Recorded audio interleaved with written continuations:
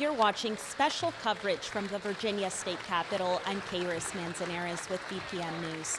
Governor Glenn Youngkin just delivered his State of the Commonwealth address, where he outlined his plans to continue growing job opportunities and innovation in the state.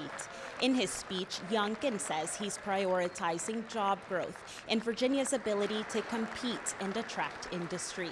He also addressed immigration, making it clear that Virginia is not a sanctuary state. During his final year in office, Youngkin says he plans to continue addressing key issues like education funding and the cost of living for Virginians. Next, we hear from Delegate Josh Thomas from the 21st District, representing parts of Prince William County, and Senator Lashrecse Aird from the 13th District, which includes parts of Henrico and several counties southeast of Richmond, with a Democratic response to Youngkin's speech. Hello, I am Lashrecse Aird, proud senator of the 13th District. And I'm Delegate Josh Thomas, representing District 21 in the Virginia House of Delegates. I'm honored to deliver the Democratic response alongside Senator Aird to Governor Youngkin's State of the Commonwealth address. First, I want to thank Governor Youngkin for his service to the Commonwealth. As a United States Marine, I can tell you that public service is a noble calling. And while we may not always agree, we share a deep commitment to making Virginia a better place for all who call it home. Today, I'm here to share how Democrats are working to unleash Virginia's full potential, together. First, let me tell you what we've done on behalf of the people of Virginia. Over the past years, since we controlled both chambers of the General Assembly, Virginia has made significant strides. When it comes to business, Virginia is back on top, reclaiming our #1 spot on the CNBC business rankings.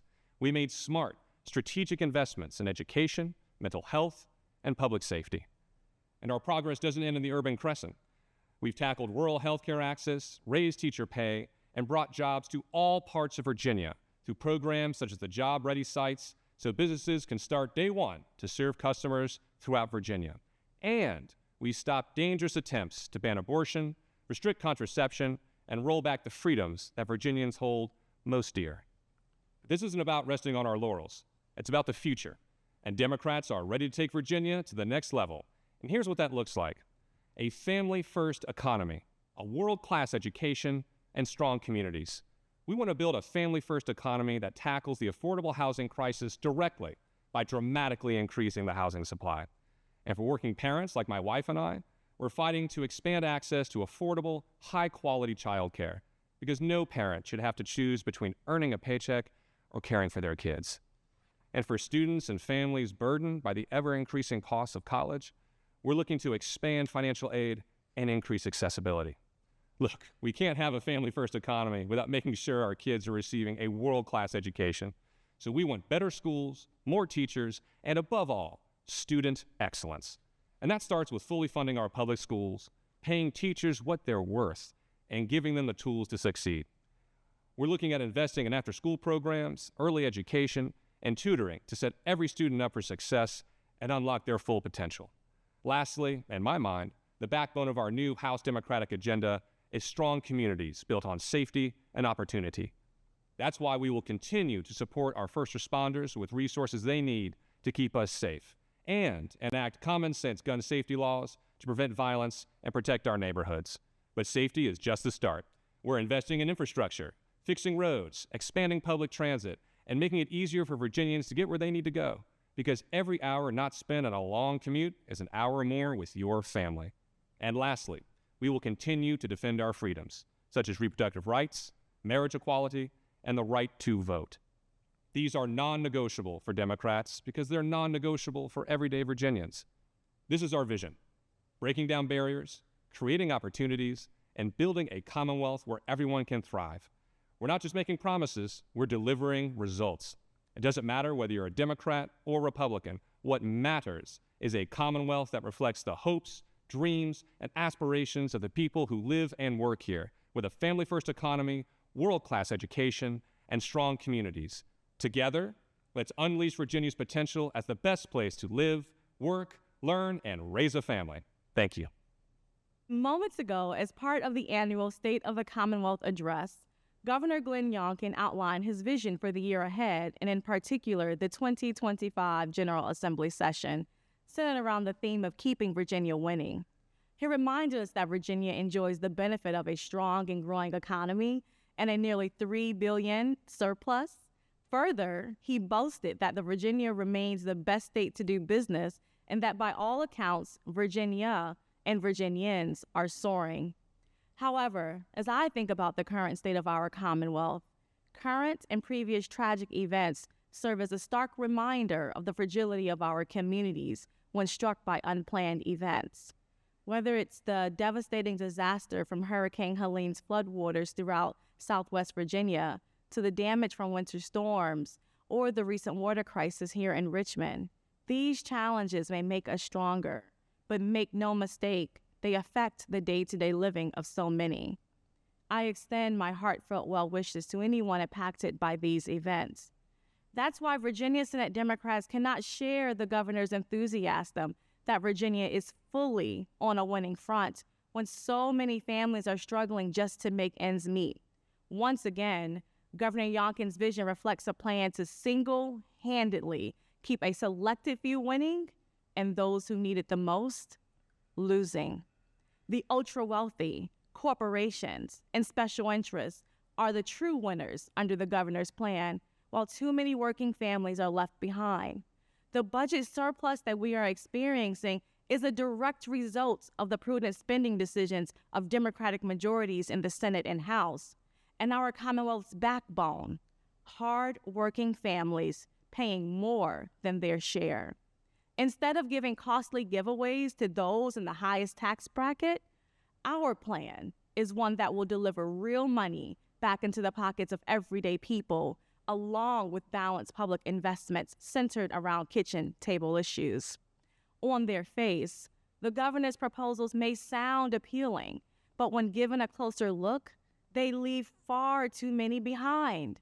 As it relates to economic relief, he proposes a car tax credit and changes to the child care subsidy program. But hardworking Virginians that pay into our tax system, they lose an opportunity at relief simply because they don't own a vehicle. Further, his adjustments to the child care subsidies could result in more money out of the families' pockets for the same care they are already receiving today. There are smarter, more inclusive ways to get money back into the hands of people.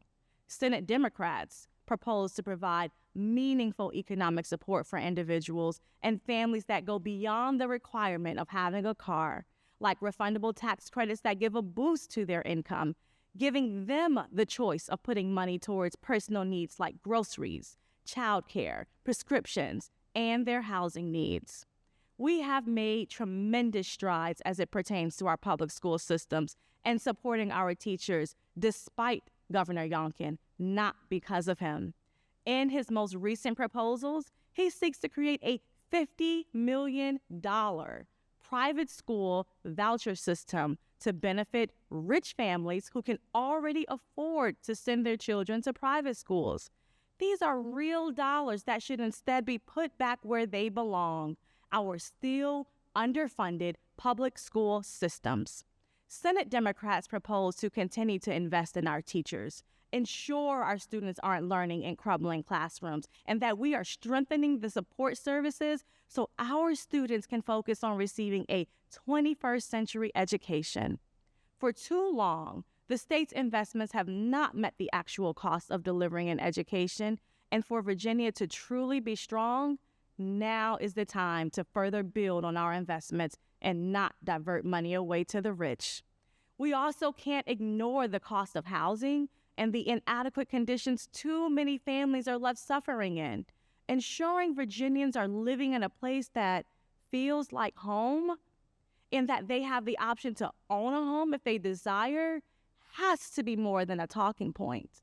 The governor completely leaves behind Virginia's sinking affordable housing options. He has no plan to address the dire need, and to make matters worse, he proposes to reduce existing payment investment programs. Senate Democrats, we are focused on preventing evictions, strengthening pathways for first-time home buyers, and setting aside resources to make more Virginians homeowners. In times like these, there is no room for performative, partisan ploys in the Commonwealth of Virginia. Instead of Governor Youngkin falsely categorizing Virginia as a border state and threatening to remove funding from our hardworking public safety departments, we should instead focus on making sure every household throughout our Commonwealth feels safe and that their neighborhoods are free of gun violence. Instead of the governor continuing to attack reproductive freedoms, we should be focusing on lowering the cost of medical bills and making sure everyone has access to affordable health care. And instead of the governor wasting taxpayer dollars to roll back the protections that made Virginia a climate leader, we should be focusing on developing real plans to address the access to renewable energy, clean water, and the critical investments needed in our infrastructure to deliver those services. The governor can spend his time on partisan politics and trying to create gridlock, but we, as Senate Democrats, will be focused on providing real solutions to real problems. Voters continue to send a powerful message that they trust Democrats to make the decisions that affect them the most, and they are demanding relief and continued progress. Senate Democrats aren't in the business of picking winners and losers, but instead prioritizing plans that will help all Virginians. That is truly the way we can be a winning Virginia. Virginia is not the federal government. We are a Commonwealth where historically our leaders, regardless of party identity, work together more often than not. We stand ready to work with Governor Youngkin where we can find common ground. But let me be clear, Democrats cannot and will not compromise on our core principles. We will continue our fight for working families, defending personal freedoms, and strengthening our Commonwealth until success is within reach for everyone. This is the Virginia we believe in. Thank you, and God bless the Commonwealth of Virginia.